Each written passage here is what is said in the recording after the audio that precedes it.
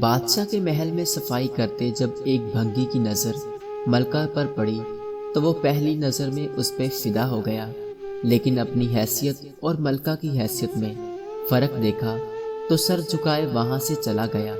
پر دل تھا جو ایک ملاقات کی حسرت میں تڑپ رہا۔ عشق کی بیماری نے جسمانی بیماری کا روپ لیا اور وہ بستر پر پڑ گیا۔ بھنگی کی بیوی بھی اس ساری حالت سے واقف تھی۔ بھنگی کی خراب حالت کی بنا پر اس کی بیوی اس کی جگہ کام کرنے لگی۔ کئی دن تک جب بھنگی ملکہ کو وہاں نظر نہ آیا تو اس نے اس کی بیوی سے دریافت کیا کہ بھنگی کی بیوی نے یہ سوچ کر گھبرا گئی کہ ملکہ کو اصل بات بتا دی تو نہ جانے کیا حال ہو ہمارا۔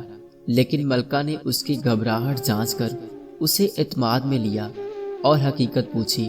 بھنگی کی بیوی نے وہ ساری صورتحال ملکہ کو بتا دی۔ تب ملکہ نے اسے کہا کہ اس سے ملاقات کا یہی ایک راستہ ہے۔ تم اپنے شوہر سے جا کر کہہ دو کہ کل وہ شہر سے باہر کسی راستے پر بیٹھ جائے اور بس اللہ اللہ کرتا رہے، نہ تو کسی سے بات کرے اور نہ ہی کسی کا دیا ہوا تحفہ قبول کرے۔ ایسا کرنے سے جب اس کے چرچے بادشاہ تک پہنچیں گے تو ملاقات کے راستے بھی کھل جائیں گے۔ ملکہ کا پیغام سنتے ہی بھنگی کی جان میں جان آئی اور بھیس بدل کر ایک راستے پر جا کے بیٹھ گیا اور اللہ اللہ کا ورد شروع کر دیا۔ آنے جانے والے اس سے متاثر ہوتے اور نذرانہ ساتھ لائے، لیکن وہ نہ سر اٹھا کے کسی کو دیکھتا نہ ہی کسی چیز کو ہاتھ لگاتا۔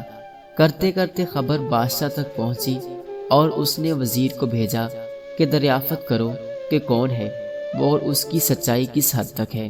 وزیر نے واپس جا کر بادشاہ سے اس کی بہت تعریف کی۔ بادشاہ فیض پانے کے غرض سے خود چل کر اس کے پاس گیا۔ جب ہر طرف اس کے چرچے ہونے لگے تو ملکہ نے بادشاہ سے اس نیک انسان کی زیارت کی خواہش ظاہر کی۔ بادشاہ نے اجازت دے دی۔ اسی دوران جب بھنگی کو اس بات کا احساس ہوا کہ اب تک وہ دل سے نہیں صرف ایک دنیاوی مقصد کے تحت ہی اللہ پاک کا نام کی تسبیح کر رہا تھا، وہ جھوٹا ہے، لیکن پھر بھی اللہ کی رحمت اس پر اس قدر ہے کہ لوگ اس کے سامنے جھک رہے ہیں، کیا بادشاہ اور کیا عام آدمی، سب بھی اسی عزت دے رہے ہیں۔ یہ کرامت تو صرف زبان سے ہے، وہ پاک نام لینے کی ہے۔ اگر سچے دل سے اس کی نام کی تسبیح کی جائے تو اور کتنی رحمتوں کا نوزل اس پہ ہوگا۔ جب ملکہ اس کے پاس پہنچی تو اس نے سر اٹھا کے اس کی طرف نہ دیکھا اور وہ روتی ہوئی واپس اپنے محل میں چلی گئی۔